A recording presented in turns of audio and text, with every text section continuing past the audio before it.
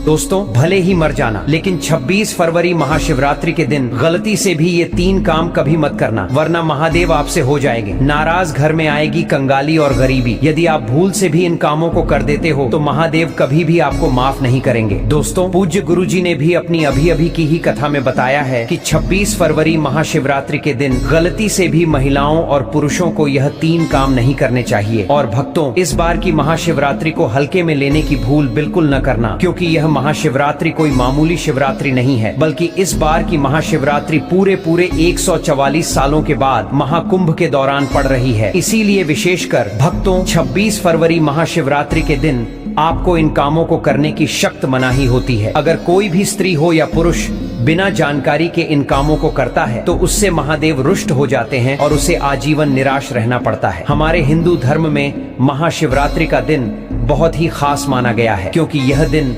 भगवान भोलेनाथ और माता पार्वती जी को समर्पित बताया गया है। यदि कोई भी व्यक्ति इस महाशिवरात्रि के दिन यह 3 काम करता है तो उससे महादेव नाराज हो जाते हैं, जिससे उस व्यक्ति को कंगाली और गरीबी का सामना करना पड़ सकता है। खासकर सुहागन महिलाएं इस बात का विशेष ध्यान रखें, वरना घर में आएगी भयंकर गरीबी। साथ ही जानेंगे कि इस दिन आप कौन से उपाय करें जिससे आपको अपने जीवन में 100% धन की प्राप्ति हो। साथ ही इन 3 गलती के कारण आपको 7 जन्मों तक निर्धन रहना पड़ सकता है। साथ ही भक्तों, हम आपको इस वीडियो में बताएंगे कि वह कौन सी 3 चीज हैं जो शिवलिंग पर नहीं चढ़ाना चाहिए, और इस दिन कौन सी चीजों का दान करना चाहिए, और कौन सी वह 3 महिलाएं हैं जिसे महाशिवरात्रि का व्रत भूल कर भी नहीं रखना चाहिए, और उन महिलाओं को महाशिवरात्रि के दिन महादेव की पूजा भी नहीं करनी चाहिए। तो भक्तों, आज का यह वीडियो बहुत ही ज्ञानवर्धक वीडियो साबित होने वाला है, तो आप अपने फायदे के लिए इस वीडियो को अंत तक जरूर देख कर जाइएगा ना। आज की इस वीडियो में आप लोगों को महाशिवरात्रि के दिन वह ऐसी कौन सी 3 गलतियां हैं जो आपको नहीं करना चाहिए, एवं इस दिन आपको क्या खाना चाहिए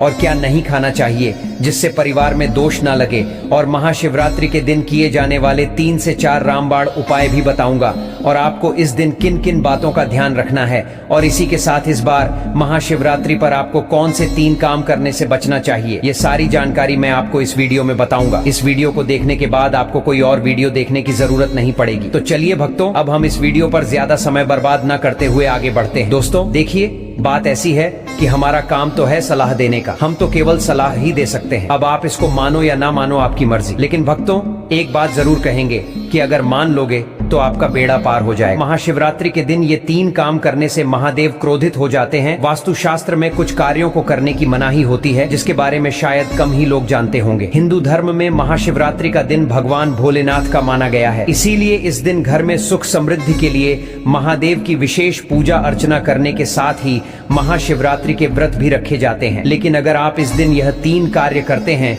तो इससे धन का नाश होने की संभावना हमेशा रहती है। इसी के साथ जानते हैं कि महाशिवरात्रि पर आपको क्या करना चाहिए, क्या नहीं करना चाहिए। सबसे पहले तो चलिए भक्तों, आपका ज्यादा समय बर्बाद ना करते हुए वीडियो को शुरू करते हैं। देखिए भक्तों, सबसे पहली बात तो यह कि हमारे हिंदू धर्म एवं प्राचीन ग्रंथों में सभी तिथियों में महाशिवरात्रि को सर्वश्रेष्ठ माना गया है, और महाशिवरात्रि का दिन भगवान भोलेनाथ को समर्पित है। इस दिन किए गए उपवास, जप, तप व ध्यान का विशेष महत्व होता है। शास्त्रों में बताया गया है कि महाशिवरात्रि का व्रत करने से संसारिक जीवन की सभी समस्याओं से मुक्ति मिलती है और व्यक्ति जन्म मृत्यु के बंधन से मुक्त हो जाता है। इस दिन यदि दोस्तों भगवान आप पर प्रसन्न हो गए तो आप मान के चलिए कि आपके जीवन से गरीबी को दूर करने से कोई नहीं रोक सकता है, एवं ऐसे व्यक्ति मरण उपरांत बैकुंठ धाम को प्राप्त होते हैं। शास्त्रों के अनुसार इस अत्यंत ही पुण्य एवं मंगलकारी तिथि पर कुछ ऐसे कार्य हैं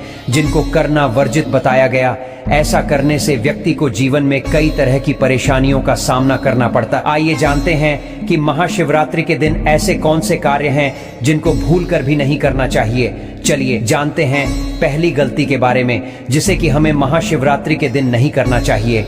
हमारे धर्मशास्त्र में स्पष्ट लिखा हुआ है कि महाशिवरात्रि का दिन स्वयं भगवान भोलेनाथ और माता पार्वती जी का दिन होता है। ऐसे में यदि कोई भी व्यक्ति गलती से भी मांस मदिरा का प्रयोग करता है तो व्यक्ति 7 जन्मों तक वंशहीन हो जाता है, और ऐसे लोग आकस्मिक दुर्घटना के शिकार भी हो सकते हैं। इसीलिए महाशिवरात्रि के दिन महिलाएं एवं पुरुष घर में तामसिक चीजों का प्रयोग न करें। दोस्तों अगली बात, महाशिवरात्रि के दिन स्त्री का अपमान न करें। वैसे तो स्त्री का अपमान केवल एक दिन ही नहीं बल्कि कभी भी नहीं करना चाहिए। माता लक्ष्मी को स्त्री का स्वरूप माना जाता है। ऐसे में अगर आप महाशिवरात्रि के दिन की किसी स्त्री को अपमानित करते हैं तो इसे माता लक्ष्मी का अपमान माना जाता है। जिन घरों में महिला का सम्मान नहीं किया जाता है वहां माता लक्ष्मी कभी नहीं आती। भक्तों, महाशिवरात्रि के दिन काले कपड़े नहीं पहनने चाहिए। महाशिवरात्रि के दिन काले रंग के कपड़े पहनना भी अशुभ माना जाता है, क्योंकि काला रंग नकारात्मक ऊर्जा का प्रतीक होता है और इसे तामसिक गुण से जुड़ा हुआ माना जाता है। इस दिन साधक को सफेद, पीला,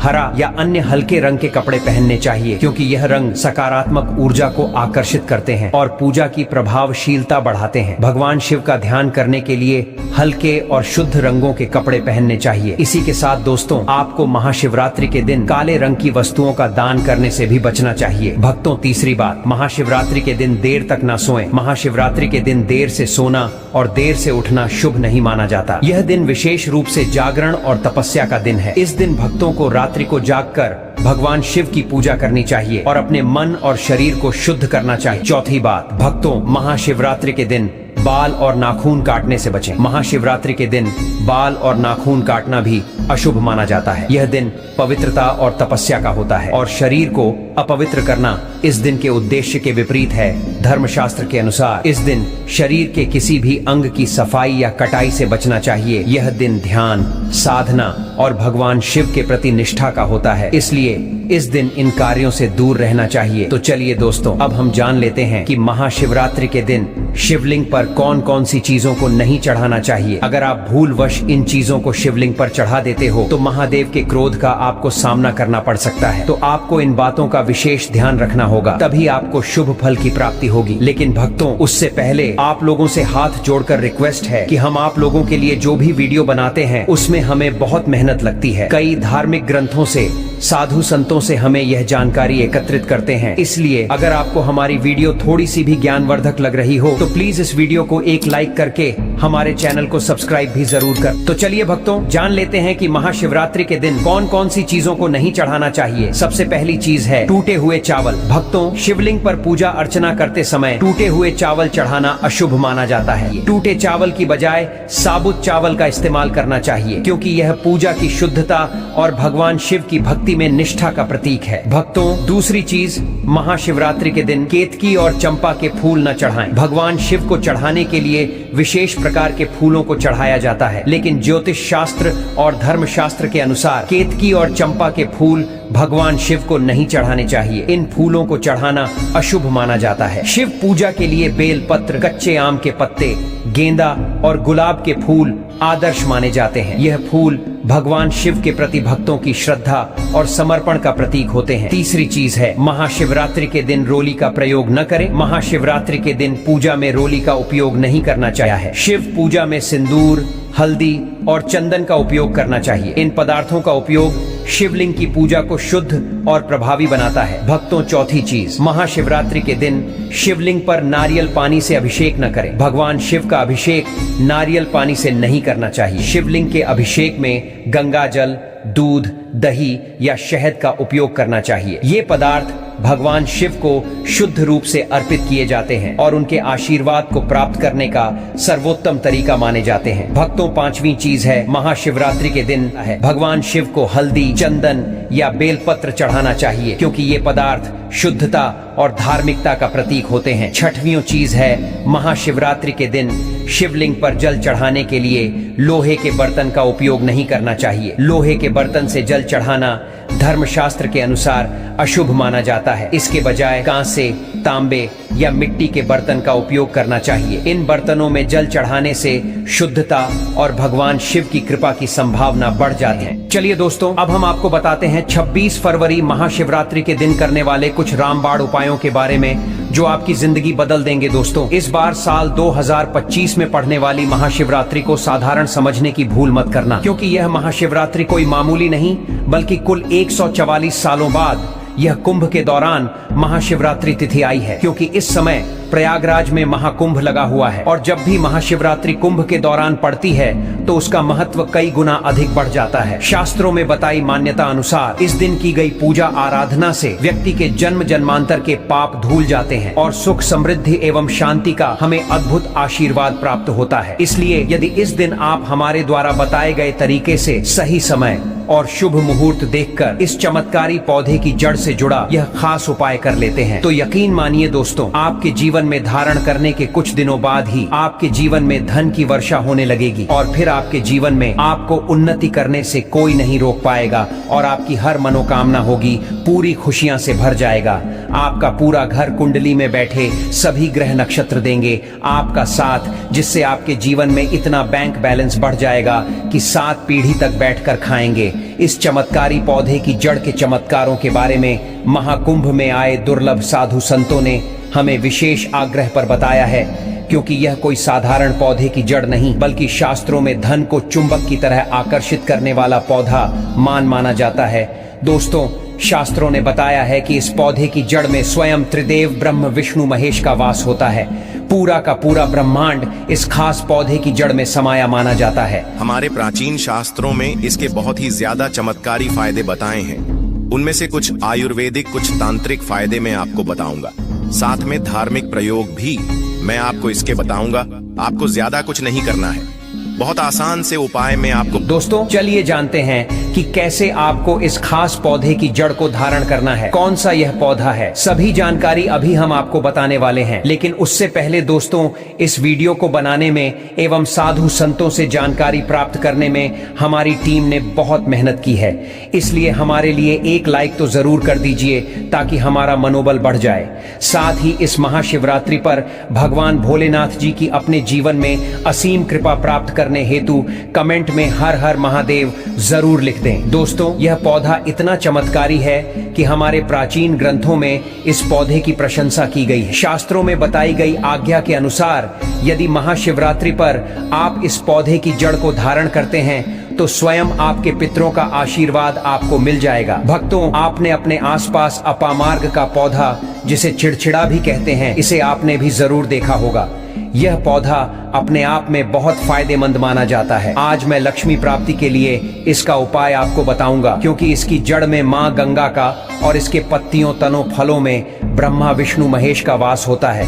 तो यदि आपने इस पौधे की जड़ का उपयोग सही तरीके से कर लिया तो निश्चित रूप से आपके ऊपर भगवान भोलेनाथ प्रसन्न हो जाएंगे।